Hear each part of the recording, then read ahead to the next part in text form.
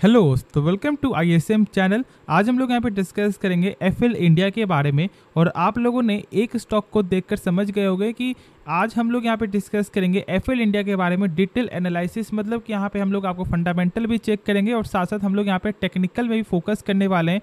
तो आप इस वीडियो को जरूर से अंत तक देखना, क्योंकि बहुत कुछ आप लोगों को यहाँ पे सीखने को मिलेगा। और जो लोग खास तौर से पहली बार आए इस चैनल में, तो उनको यहाँ पे गारंटीड है कि यहाँ पे सीखने को मिलेगा ही मिलेगा। और आज आप लोग जानते भी हो कि इसका Q1 का नंबर आना था, जो नंबर आपको 3:30 बजे के बीच आते हुए भी दिखाई दिया है। तो हम लोग यहाँ पे पहले नंबर चेक करेंगे, फिर उसके बाद हम लोग यहाँ पे कंपनी का डिटेल फंडामेंटल के बारे में सारा कुछ जानेंगे। ठीक है, तो आप अंत तक देखो तो ही सारा कुछ आप लोगों को सही से जो है समझ में आएगा। तो स्टार्ट करते हैं और पहले हम लोग यहाँ पे चेक करते हैं Q1 का नंबर। तो पहले आप यहाँ पे देख लो कि यहाँ पे सारा नंबर आपका होगा जो है यहाँ पे मिलियन फिगर में, लेकिन हम लोग यहाँ पे आपको डिस्कस करें करोड़ फिगर में, जिससे हम लोग यहाँ पे सही से समझ में आए। तो स्टार्ट करते हैं और पहले हम लोग यहाँ पे चेक करते हैं कंपनी का जो है टोटल इनकम क्या दिखाई दे रहा है। तो यहाँ पर आप देखो एक बार, ठीक है, साफ तौर से क्या दिखाई दे रहा है कि 354 करोड़ से बढ़कर आपका यहाँ पे हो रहा है 416 करोड़ ईयर ऑन ईयर के हिसाब से। और यहाँ पे क्वार्टर भी हम लोग चेक करें 373 करोड़ से बढ़कर 416 करोड़, मतलब यहाँ पे ईयर ऑन ईयर भी सही है और यहाँ पे क्वार्टर भी एक अच्छा नंबर यहाँ पे कंपनी ने शो किया है। अब चलो हम लोग आगे बढ़ते हैं और चेक करते हैं इसका टोटल एक्सपेंस क्या दिखाई दे रहा है। तो देखो एक बार, जो यहाँ पे टोटल एक्सपेंस है, तो यहाँ पे जैसे जैसे वो सेल्स बढ़ रहा है ना, सेम यहाँ पे आपको वैसे वैसे यहाँ पे खर्च में भी बढ़ते हुए दिखाई दे रहा है। तो ये कॉमन चीज़, कोई दिक्कत वाली बात नहीं है। फिर हम लोग यहाँ पे आगे बढ़ें और इसे डायरेक्ट हम लोग चेक करते हैं प्रॉफिट फॉर द पीरियड। तो देखो एक बार यहाँ पे क्या दिखाई दे रहा है, 54 करोड़ से बढ़कर आपका यहाँ पे हो जाता है प्रॉफिट आपका 66 करोड़, मतलब यहाँ पे 66 करोड़। और यहाँ पे आपका क्वार्टर हम लोग चेक करें तो यहाँ पे 62 करोड़ से बढ़कर 66 करोड़, यानी कि नंबर तो यहाँ पे सही आते हुए दिखाई दे रहा है। ईयर ऑन ईयर भी यहाँ पे ऑलमोस्ट, यदि हम लोग यहाँ पे आपको जोड़ें तो 20% प्लस का यहाँ पे ग्रोथ दिखाई दे रहा है। तो एक अच्छा नंबर कंपनी ने यहाँ पे शो किया है। यहाँ पे ऐसा हम लोग बोल सकते हैं कि सेल्स में भी ग्रोथ है और साथ साथ यहाँ पे प्रॉफिट में भी ग्रोथ दिखाई दे रहा है। अब चलो, अब इसके बारे में आप लोगों को सही समझ में आ गया कि यहाँ पे नंबर क्या है। अब हम लोग यहाँ पे अपना जो टॉपिक स्टार्ट करते हैं, लेकिन आप यहाँ पे प्रॉमिस करो कि इस वीडियो को कम से कम आप नहीं भी तो अभी से 5 से 6 मिनट जरूर देखो, जिससे आप लोगों को बहुत कुछ सीखने को मिले। ठीक है, चलो फिर स्टार्ट करते हैं और समझते हैं बिना टाइम वेस्ट किए। तो देखो पहले यहाँ पे स्टार्ट होता है आपका मार्केट कैप क्या है, करेंट प्राइस क्या है, यहाँ पे हाई लो क्या है, स्टॉक का पी क्या है, ये सब एक कॉमन चीज़ है। ठीक है, ये आप लोगों को यहाँ पे सही से आपको मालूम चल जाता है कि यहाँ पे क्या पी है। लेकिन फिर यहाँ पे स्टार्ट आपका होता है बुक वैल्यू से। अब देखो इसका मतलब होता है कि यदि कंपनी डूब रही है तो एक शेयर के बदले कंपनी आपको कितना रुपये पे कर सकता है। तो यहाँ पे मिलेगा 110 रुपया पर शेयर। मतलब कि देखो आपका बाइंग लेवल यहाँ पे कुछ भी हो, इससे कोई मतलब नहीं है, मिलेगा यहाँ पे 110 रुपये पर शेयर। लेकिन अब बहुत लोग यहाँ पे आपको डर गए होंगे। देखो ये चेक करने का सही तरीका नहीं होता, बहुत लोग आपको यहाँ पे यही बताते हैं, लेकिन ऐसा नहीं होता। चेक करने का तरीका ये है कि जो फिलहाल अभी करेंट मार्केट प्राइस है, क्या उससे यहाँ पे 10% के ऊपर है या फिर नहीं। तो यहाँ पे 10% के आसपास यहाँ पे नंबर फिलहाल अभी दिखाई दे रहा है, क्योंकि जो इसका प्राइस चल रहा है वो यहाँ पे ऑलमोस्ट आपको 1105-6 का है। लेकिन अभी फिलहाल यहाँ पे जो कंपनी का बुक वैल्यू है वो यहाँ पे 1110 का है। तो ठीक है, चलो यहाँ पे 10% तक का यहाँ पे नंबर जो है दिखाई दे रहा है कंपनी का बुक वैल्यू। फिर उसके बाद हम लोग यहाँ पे आगे बढ़ें तो देखो यहाँ पे कंपनी 0% का यहाँ पे, मतलब कंपनी पे नहीं करता है डिविडेंड। ये कॉमन चीज़ है जो आप लोगों को सही से मालूम यहाँ पे होगा। उसके बाद फिर यहाँ पे आपको स्टार्ट होता है ROC से, यानी कि रिटर्न ऑन कैपिटल एम्प्लॉयड। देखो सबसे पहले हम लोग बेसिक के लिए चेक करते हैं ना, तो क्या होता है कि यहाँ पे ROC हो या फिर आपका ROE हो, दोनों ही यहाँ पे आपको 12% के ऊपर होना चाहिए। लेकिन ऐसे यदि हम लोग यहाँ पे जाने सही से, तो इसका मतलब यही है कि कंपनी यदि अपने ऊपर 100 रुपया लगा रहा है, तो क्या उसका वही 100 रुपया एक साल बाद यहाँ पे बढ़ता है या फिर घटता है। तो यहाँ पे गेन तो भाई हो रहा है, क्योंकि 20% का ग्रोथ है, मतलब कि कंपनी का वही 100 रुपया एक साल बाद यहाँ पे हो जा रहा है 120 रुपये, जो गजब का नंबर है, क्योंकि 12% से कम ऊपर होना चाहिए। और यहाँ पे दोनों ही नंबर 12% के ऊपर है। चलो फिर उसके बाद यदि हम लोग यहाँ पे आगे बढ़ें तो यहाँ पे इसका फेस वैल्यू 2 है, तो मतलब हो गया इसका। ठीक है, अब देखो यहाँ पे डेप्ट क्या है, डेप्ट यहाँ पे आपको ना के बराबर है। ठीक है, 0.07 यहाँ पे दिखाई दे रहा है।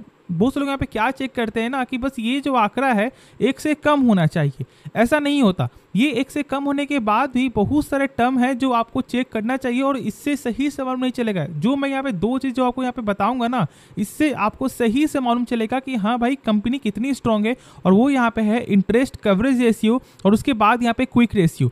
अब ये होता क्या है, तो देखो पहले हम लोग यहाँ पे समझते हैं इंटरेस्ट कवरेज रेशियो के बारे में। तो यदि कंपनी 100 रुपया कर्ज ले रहा है मान लो, ठीक है, तो फिर इसके बदले कंपनी का प्रॉफिट कितने गुना हो रहा है, तो यहाँ पे हो रहा है 23 टाइम्स। मतलब कि यहाँ पे 2370 रुपया कंपनी का प्रॉफिट हो रहा है। तो मतलब कंपनी आराम से इस 100 रुपया कर्ज को चुका सकता है। और ये नंबर जरूर से चेक करना, और ये आंकड़ा कम से कम किसी भी कंपनी का 5 टाइम्स से ऊपर होना चाहिए।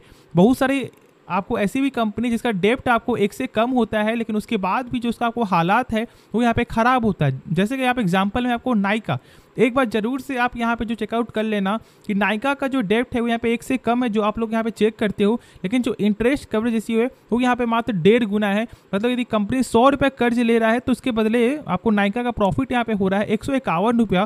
तो खुद से सोचो कि क्या यहाँ पे आपको दिक्कत नहीं होगा क्या, तो दिक्कत होने का चांस है। तो इसलिए ये आपको रेशियो जरूर से चेक करना है, कम से कम इंटरेस्ट कवरेज रेशियो सही होना चाहिए। फिर उसके बाद देखो यहाँ पे क्विक रेशियो है।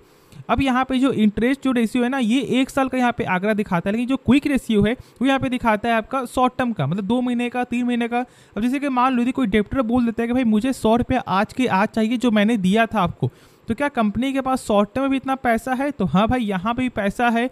2.89 टाइम्स है, मतलब कि 289 रुपया कंपनी के पास है। मतलब कंपनी आराम से 100 रुपया को चुका सकता है, और ये गजब का नंबर है। बहुत कम ही ऐसी कंपनी जिसका क्विक रेशियो 2 से ऊपर होता है, और यहाँ पे भाई 2.89 टाइम्स है। तो आपको समझ में आ रहा है कि कंपनी का फंडामेंटल कितना अच्छा दिखाई दे रहा है। फिर उसके बाद देखो यहाँ पे आपको पीजी रेशियो, ये 1 या फिर कम से कम 1.5 से कम होना चाहिए। अब इसका मतलब क्या होता है, देखो पीजी का मतलब आपका होता है ना कि कंपनी का वैल्यूएशन। बहुत सारी कंपनी ऐसी है जिसका आपको पी रेशियो देख के सही से मालूम नहीं चलेगा कि कंपनी का प्राइस कैसा है। तो इसलिए हम लोग यहाँ पे चेक करते हैं पीजी रेशियो, जो एक आपको सही बताएगा कि कंपनी का वैल्यूएशन कैसा दिखाई दे रहा है। और यहाँ पे देखोगे तो भाई 1.5 से कम है, मतलब कि यहाँ पे एक सही वैल्यूएशन पे ये स्टॉक अभी मिलते हुए दिखाई दे रहा है। फिर हम लोग यहाँ पे आगे बढ़े तो देखो उसके बाद यहाँ पे है आपका एसेट टर्नओवर। अब ये क्या होता है, देखो जैसे कि मान लो कंपनी ने 100 रुपये का मशीन खरीदा, तो उस 100 रुपये के मशीन से कंपनी कितने मतलब पैसा यहाँ पे जनरेट कर रही है, या फिर कितना रुपए यहाँ पे जनरेट कर रही है, आपको सिंपल भाषा में तो यहाँ पे है 75 रुपीज़। मतलब कि यहाँ पे 100 रुपये जो कंपनी अपने ऊपर लगा मशीन के ऊपर, उससे कंपनी यहाँ पे 75 रुपया यहाँ पे जनरेट कर रही है 1 साल के अंदर, जो आंकड़ा थोड़ा सा कम है, क्योंकि ये आंकड़ा कम से कम किसी भी कंपनी का जो है ना 80 रुपया होना चाहिए, मतलब 0.8 रुपीज़। ठीक है, तो इसलिए इस आंकड़ा को आप जरूर से थोड़ा गौर करना। थोड़ा ज़्यादा बढ़ जाता है तो फिर कंपनी ओवरऑल एक गजब का यहाँ पे नंबर शो करेगा। फिर उसके बाद यहाँ पे होता है कैश साइकिल, मतलब कि जहाँ से कंपनी कुछ भी सामान खरीद रही है और जहाँ पे कंपनी सामान बेच रही है, ठीक है, वो जो साइकिल जो पीरियड है कि पैसा देने का और पैसा आने का, ये जो साइकिल जो पीरियड है ना, ये आपका होता है क्लियर 62 दिन में। मतलब कि पैसा आना और पैसा देना सारा पीरियड यहाँ पे आपको 62 डेज का होता है, जो यहाँ पे सही है।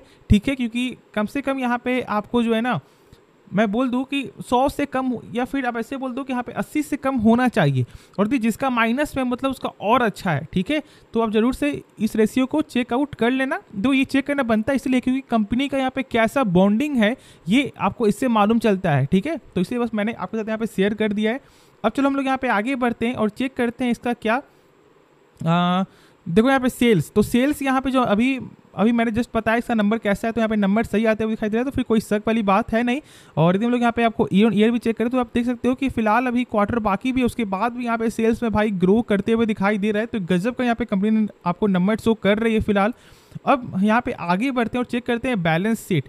अब ये बैलेंस शीट देखो, बैलेंस शीट में यहाँ पे सबसे मेन जो 3 चीज़ें आपका होता है वो आपका होता है शेयर कैपिटल और रिजर्व और आपका बोरोइंग। और ऐसे तो बस यहाँ पे क्या चेकआउट करते हैं, टोटल एसेट क्या यहाँ पे गेन हो रहा है नहीं, तो यहाँ पे टोटल एसेट कंपनी का लगातार बढ़ रहा है। ठीक है, लेकिन उसके बाद देखो ये 3 चीज़ देखो, जो अभी मैंने जो स्टार्टिंग में मैंने आपके साथ जो शेयर किया यहाँ पे ना ROC, सेम आपको यही रूल से ये निकलता है। मतलब share capital plus reserve plus borrowing. यदि यहाँ पे रिजर्व और यदि आपका शेयर कैपिटल यदि आपको लगातार बढ़ता है तो कंपनी का यहाँ पे आपको आरओसी भी सही होते हुए दिखाई देगा। और जो यहाँ पे आपको बोरोइंग है यानी जो कर्ज है वो यहाँ पे कर्ज आपको कम होते हुए दिखाई दे रहा है। देख सकते हो कि यहाँ पे 149 करोड़ से घटकर 106 करोड़ यहाँ पे दिखाई दे रहा है। तो मतलब कंपनी अपने कर्ज को चुका रही है और इसलिए कंपनी का जो डेप्ट जो रेशियो है ना वो भी यहाँ पे बहुत ही कम है। तो ये सब रेशियो चेक आउट करना चाहिए। फिर उसके बाद यहाँ पे कंपनी का कैश फ्लो, मतलब जो भी कंपनी सामान बेच रही है क्या उसका पैसा उनके बैंक अकाउंट में आ रहा है या फिर नहीं आ रहा है, तो चेक करने का क्या तरीका होता है। कैश फ्रॉम ऑपरेटिंग एक्टिविटी, इस नंबर को देखो कितना यहाँ पे है 260 करोड़ और ये जो 260 करोड़ से कम होना चाहिए इसका टोटल प्रॉफिट, मतलब 260 से कम होगा तो ही हम लोग मानेंगे कि हाँ भाई कंपनी का कैश फ्लो पॉजिटिव है। और यहाँ पे आप देख सकते हो कि भाई 245 करोड़ दिखाई दे रहा है। तो एक गजब का नंबर भाई यहाँ पे कंपनी का कैश फ्लो भी है, तो दिक्कत वाली कोई बात नहीं है। लेकिन अब जो यहाँ पे आखिरी है वो यहाँ पे इसका शेयर होल्डिंग पैटर्न क्या दिखने को मिल रहा है। तो भाई 60% तक का जो है प्रमोटर का स्टेक है, लेकिन यहाँ पे आपको FIS जो है ना वो यहाँ पे लगातार स्टेक सेल करते हुए दिखाई दे रही है। अभी फिलहाल यहाँ पे 9.97% का यहाँ पे FIS का स्टेक है। और यहाँ पे देखो एक बार आपको जो पब्लिक का जो स्टेक है वो भी यहाँ पे ऑलमोस्ट आपको 16.5% का दिखाई दे रहा है। लेकिन यहाँ पे डोमेस्टिक भाई माल उठा रही है, तो कहीं ना कहीं एक सपोर्ट तो यहाँ पे दिखाई दे रहा है। प्रेशर हम लोग यहाँ पे तब मानते हैं जब यहाँ पे आपको जो FIS भी आपको लगातार सेल कर रही है और साथ साथ यहाँ पे आपको जो DIS भी लगातार सेल कर रही है और जो पब्लिक का जो स्टेक है वो यहाँ पे लगातार बढ़ रहा है। तो देखो यदि हम लोग चेक करें ना तो यहाँ पे जो स्टेक है पब्लिक का वो यहाँ पे एवरेज आपका 17% तक यहाँ पे देखने को मिल रहा है। तो फिर दिक्कत वाली कोई भी बात नहीं है।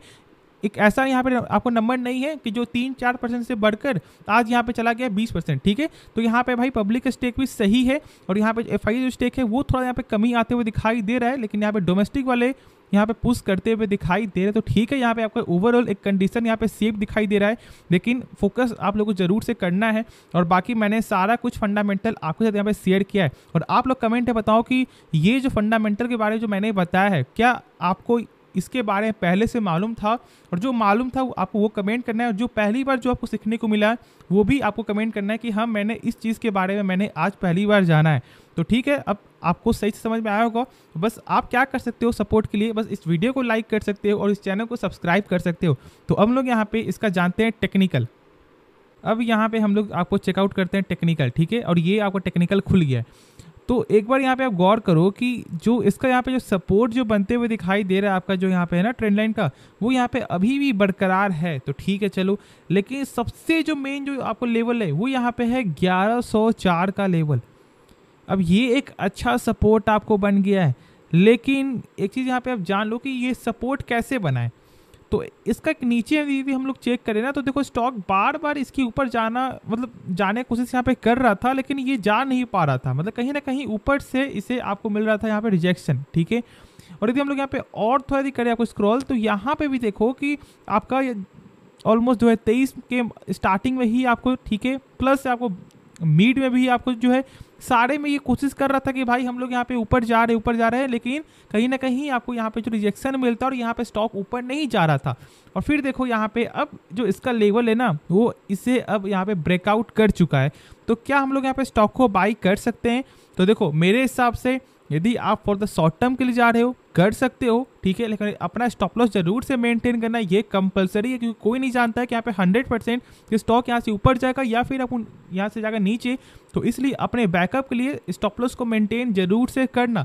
लेकिन चांस तो यहाँ पे आपको यही बन रहा है कि जो इसका लेवल है वो यहाँ पे ऊपर जा सकता है, क्योंकि यहाँ पे नंबर भी जो है वो यहाँ पे सही आते हुए दिखाई दे रहा है। बाकी इससे लॉन्ग टर्म के लिए कंपनी बेहतरीन है, क्योंकि मैंने आपको सारा फंडामेंटल का जो है ऑलमोस्ट सारा फंडामेंटल जो भी टॉपिक है वो मैंने शेयर कर दिया है। तो होप ये वीडियो पसंद आया होगा। बाकी इस वीडियो में यदि आपको कुछ भी सीखने को मिले आप इस चैनल को सब्सक्राइब कर सकते हो और साथ साथ आप इस वीडियो को भी लाइक करना। तो मिलते हैं नेक्स्ट वीडियो में, तो तब तक के लिए धन्यवाद।